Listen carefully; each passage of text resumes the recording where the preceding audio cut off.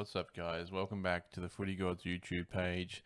Today we are doing a team reveal. So preseason games coming up, and I thought it was time to reveal the squad. I'm going to build the squad with you on video here and discuss my picks, and yeah, go through the structure and hopefully hear back from what you guys think. So let's get started. We'll start with the back line, of course. Now, yeah, again, call me biased, but Tommy Stewart is my first pick in the back line. We look at his season last year. I mean, he's been building every season. So 2019, 98, 2020, 100, 2021 had a really nice season, 107. And last year went even better, 109.7. And that's including a 39 in there with a concussion 39. So if we take that 39, he's averaging about 112 to 113. So puts him right in the mix as a number one defender. So he's my number one pick in the back line. Yeah, pretty highly owned, 36%. So negating a bit of risk there with his big ceiling. And I'm a Cat supporter, so I wanted to have at least one Geelong player in the squad.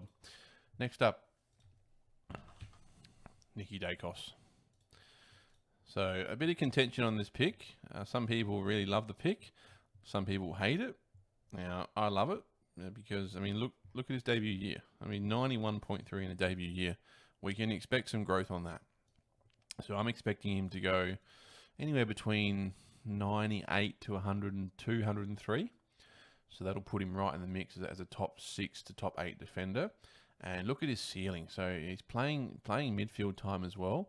And the guy can score. He gets a lot of the ball, demands the ball. Yeah, could he get tagged? Maybe, but even with a tag, he just runs all day, and he should be able to beat a tag. So I want him as my D2. You know, big ceiling and pretty cheaply priced, just over 500k.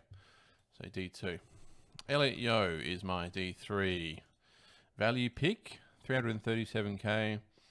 Obviously, yep, coming off an injury interrupted season. If we can get this stats up here, what's going on here? No.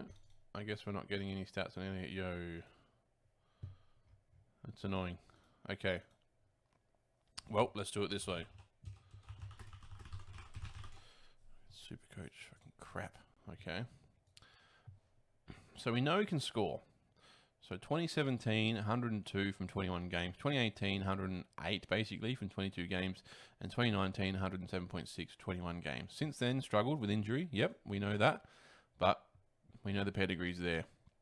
If he can stay on the park, it's well worth the punt, I think. We can expect 100 plus from a guy that's 300k. It's pretty tasty. It's going to be annoying if these stats aren't working. But there we go. Okay. So yeah, struggled last year. Just the 5 games.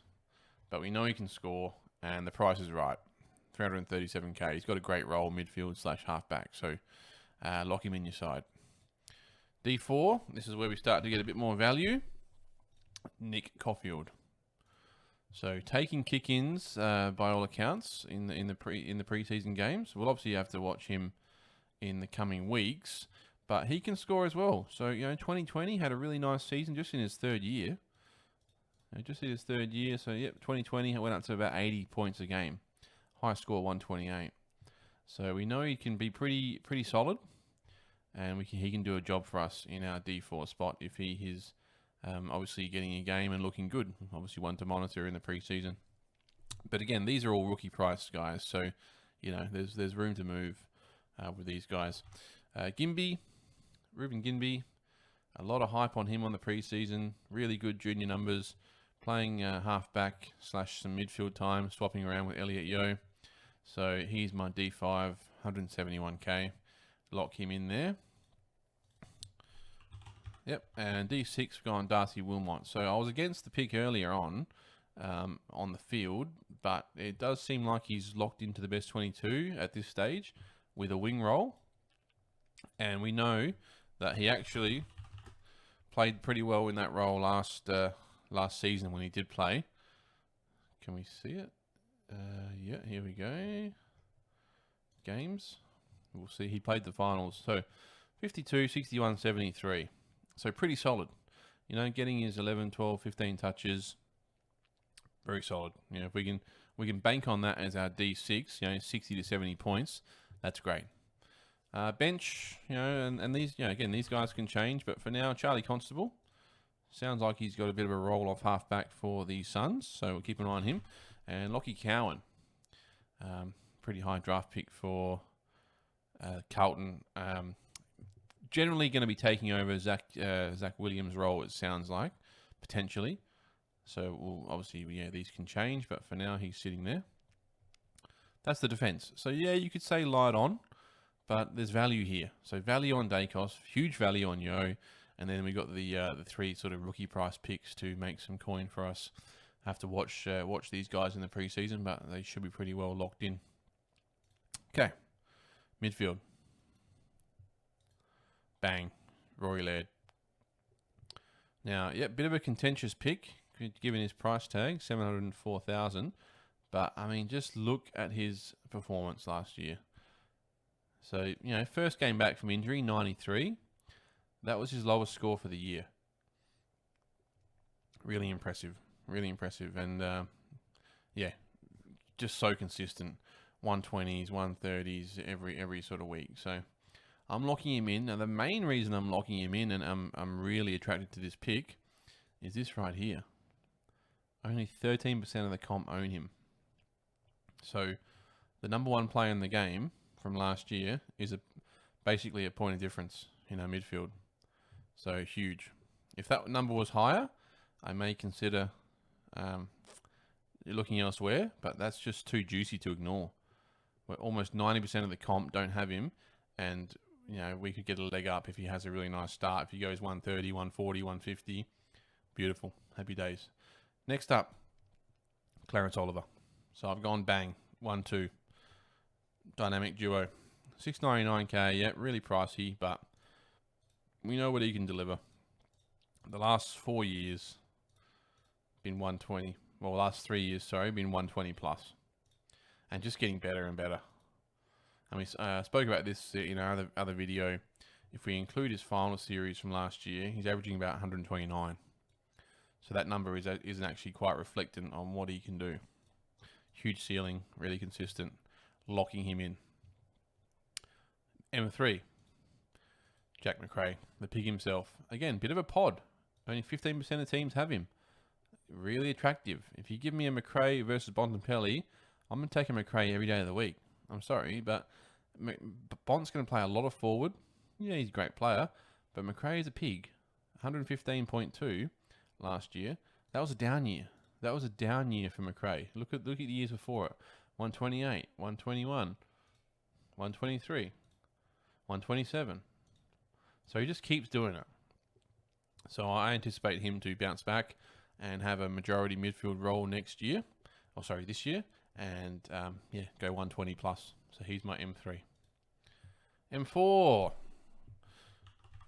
This fella. Tom Green.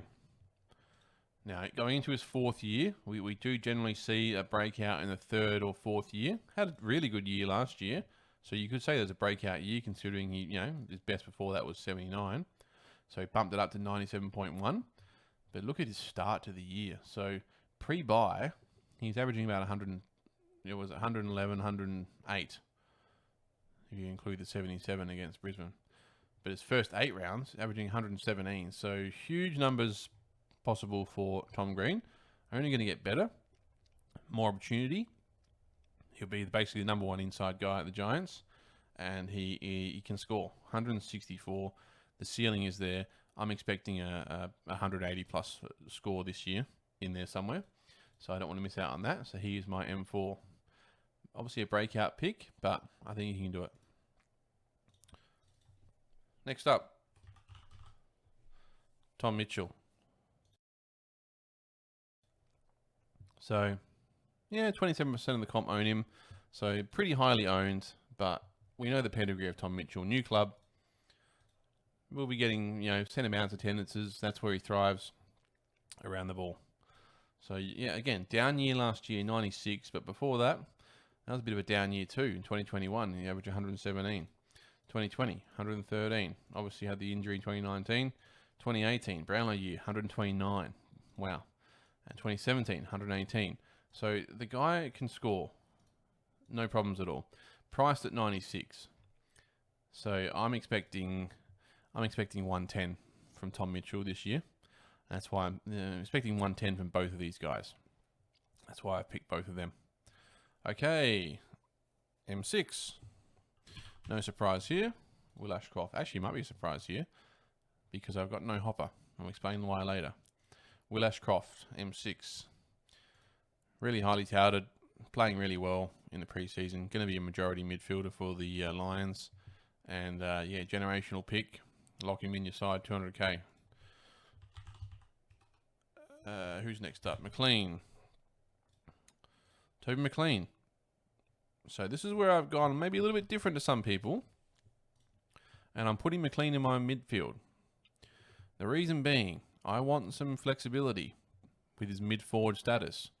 I'll go through some scenarios later and discuss why. But he is sitting there at M7. Should do a job for me. Can score really well in the past. Obviously going to get more opportunity this year with the doggies missing Dunkley. But yeah, you know, we can see he can score 75, 85. We know he can score pretty well. And scored well in the final where he played last year. So lock him in your side. Whether it is mid or forward, lock him in your side. 178k. Really good. Will Phillips makes up my midfield, M8. Getting a lot of time on the ball at the Roos. So lock him in. 158k. Should do a really good job for us first half of the year before we can upgrade him. Now the bench, yeah, so, you know, it doesn't really matter too much who we pick on the bench here. I'm just going to go, yeah, Josh Sin. These guys aren't really locked in to play. Doesn't really matter. These guys can change. And then Blake Drury for a cheap 102k mid forward. Again, just placeholder.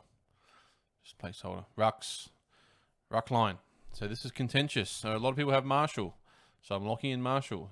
He should be pretty good. Price at 92. We know he can go 110. Done it before. Huge ceiling. Solo ruck. Lock him in. Now, the next spot. People are struggling with this, but I'm not. This man. Nick Nui. People forgot about this guy. Yeah, we struggled last year with injury. We know that. A lot of the Eagles did. But he can score. 2021, 115. 2020, 110. Yeah, struggled in 2019. But he can score. We know he can score. So, I like the pick as a pod. Only, 2% of teams have him? Yeah, 2% of teams. For a guy that can go 115, I think it's worth the risk. Especially considering there's not much clear contenders breaking out to pick in our team. Tim English is obviously one. Jared Witts is another one. But, gee, you're paying through the roof for these guys. Tim English under an injury cloud.